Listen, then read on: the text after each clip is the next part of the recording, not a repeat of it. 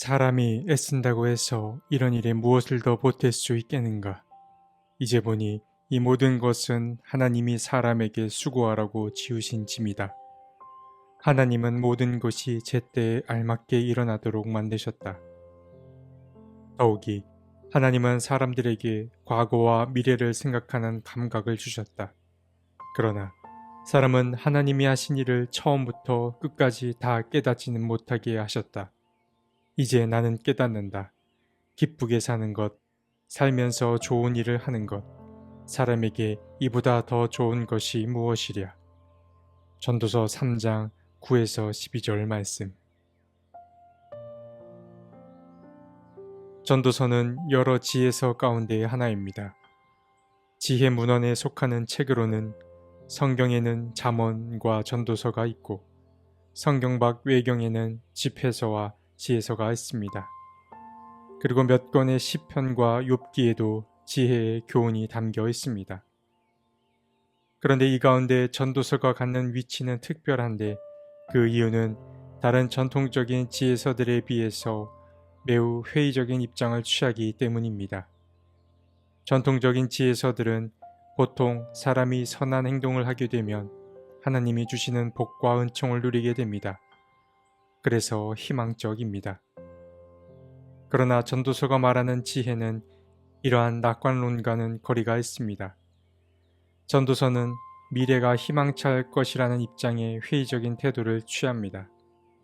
하지만 우리는 오해해서는 안 됩니다. 그렇다고 전도서가 결코 비관적인 지혜서가 아니기 때문입니다. 전도서가 전하고자 하는 메시지는 겸손과 기쁨입니다. 오직 하나님만이 만물의 의미를 알고 계시고 사람은 수수께끼와 같은 이 삶을 다 알 수 없습니다. 그래서 인간은 겸손히 살아가되 하나님에 대한 경외심을 갖는 것이 필요합니다. 하나님이 주시는 은총을 기억하며 현재에 집중해서 사는 것이 가장 큰 기쁨임을 알려줍니다. 오늘 함께 나눌 전도서 3장도 이러한 맥락에서 이해될 수 있습니다. 먼저 전도서 3장 1에서 8절을 보면 전도서의 저자는 모든 일에는 알맞은 때가 있다고 말합니다. 태어날 때가 있으면 죽을 때가 있습니다. 허물 때가 있으면 살릴 때가 있습니다. 울 때가 있으면 웃을 때가 있습니다. 사랑할 때가 있으면 미워할 때가 있습니다. 그리고 마지막으로 전쟁을 치를 때가 있으면 평화를 누릴 때가 있습니다. 이러한 말은 삶을 통달한 사람이 할 법한 말입니다. 삶의 경험이 많은 사람이 할 만한 말인 것입니다. 사람은 어떤 일에 한 복판을 지날 때는 자신의 현재 상황을 쉽게 이해하기 어렵습니다. 사람의 깨달음은 늘 사후적으로 오는 법입니다. 전도서의 저자는 지나고 보니 삶에는 저마다의 때가 있음을 깨닫습니다. 인간의 삶이 늘 한결같으면 좋으련만 삶이란 결코 그렇지 않음을 우리는 잘 알고 있습니다. 낡은 건물을 새로 짓기 위해서는 이전의 건물을 허물어야 합니다. 사람의 관계도 비슷합니다. 관계가 어긋나고 삐걱거릴 때는 거리를 둘 필요가 있습니다. 이를 관계를 허문다 라고 말해도 괜찮지 않을까 생각이 듭니다. 반대로 나도 모르는 사이에 어긋났던 관계가 회복되는 경험을 할 때가 있습니다. 우연이라고 부르기도 하고 섭리라고 부르기도 합니다. 이처럼 사람은 살다 보면 뭔가가 허물어지거나 또 반대로 되살아나는 경험을 하곤 합니다. 모든 경우가 마찬가지입니다. 울 때가 있으면 웃을 때가 있는 법입니다. 사랑할 때가 있으면 미워할 때도 있는 법입니다. 어떤 순간도 영원한 순간은 없습니다. 모든 상황은 유동적이고 고정적이지 않습니다. 이 사실을 깨달은 사람은 겸손할 수밖에 없습니다. 그리고 그에게 남은 몫은 현재에 충실하는 것밖에 없습니다. 이어서 9와 12절에서 전도서의 저자는 말합니다. 하나님은 사람에게 과거와 미래를 생각하는 감각은 주셨지만 그분이 하실 일을 처음부터 끝까지 다 깨닫지는 못하게 하셨다고 말합니다. 만약 사람이 자기 삶의 기한이 언제까지인지 알게 된다면 삶을 대하는 태도가 어떻게 달라질까 궁금해집니다. 그러나 사람은 결코 자기 미래의 일을 내다볼 수 없습니다. 그렇기 때문에 불안할 수밖에 없습니다. 하나님은 과거와 미래를 생각하는 감각은 주셨으나 모든 것을 다 알 순 없게 하셨습니다. 그래서 전도서의 저자는 이렇게 고백합니다. 이제 나는 깨닫는다. 기쁘게 사는 것, 살면서 좋은 일을 하는 것, 사람에게 이보다 더 좋은 것이 무엇이랴. 삶의 우여곡절을 겪었던 전도서의 저자는 깨달았습니다. 삶이란 복잡해 보이지만 매우 단순하다는 사실을 말입니다. 순간순간 기쁘게 사는 것, 그리고 살면서 좋은 일을 하는 것이 삶의 전부임을 깨달았습니다. 지나간 과거에 얽매이지 말고, 그리고 불확실한 미래 때문에 불안해하지 말고 지금, 그리고 현재에 집중해서 사는 삶이 가장 중요한 삶임을 그는 깨달았습니다.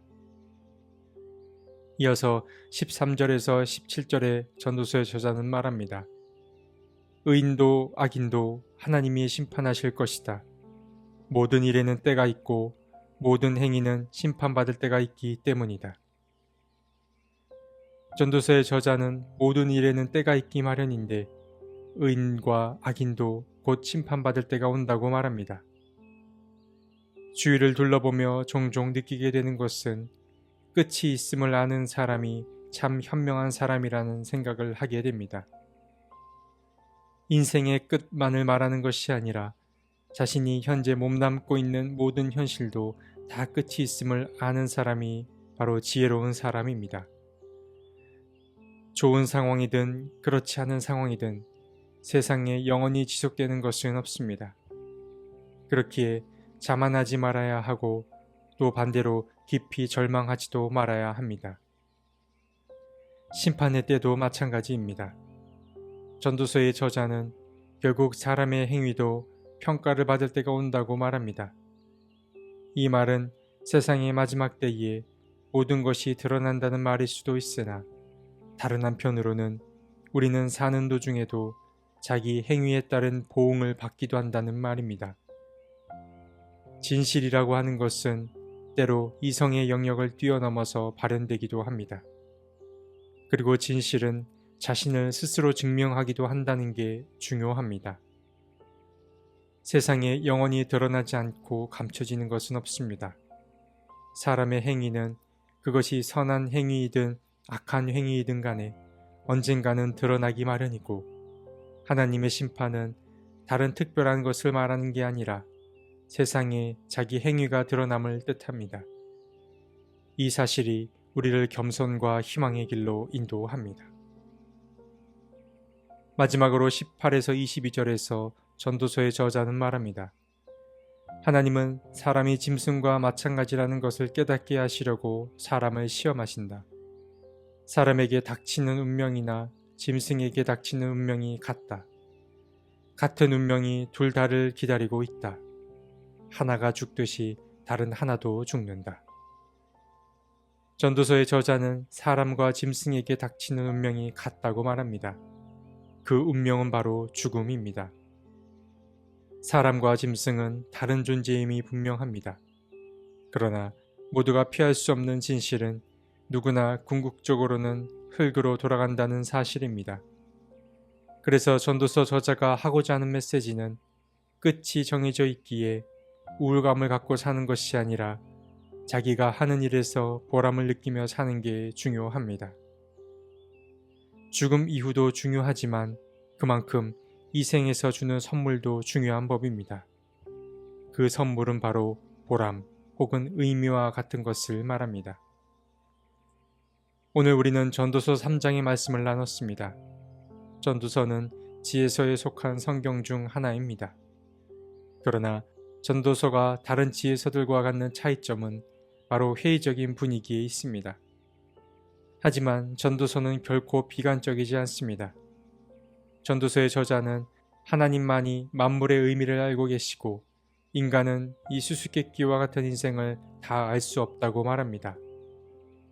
그래서 우리에게 필요한 것은 바로 정직한 마음과 겸손한 마음, 그리고 일상의 기쁨입니다. 모든 것에는 때가 있기 마련입니다. 삶이 유한하듯 모든 상황에도 때가 있음을 알아야 합니다. 그리고 현재 내가 할 수 있는 일을 행함으로 주어진 하루에 집중하는 것이 중요합니다. 선물같이 주어진 오늘 하루에 충실히 임하는 우리 모두가 되었으면 좋겠습니다. 하나님, 우리에게 깨달음을 주셔서 감사합니다. 우리의 한계를 인정하게 하시고 그 한계 때문에 절망하는 것이 아니라 주님이 주신 선물을 잘 발견하여 또한 잘 누릴 수 있게 도와주십시오. 주님, 내게 마땅히 행할 바를 알려주십시오. 아멘.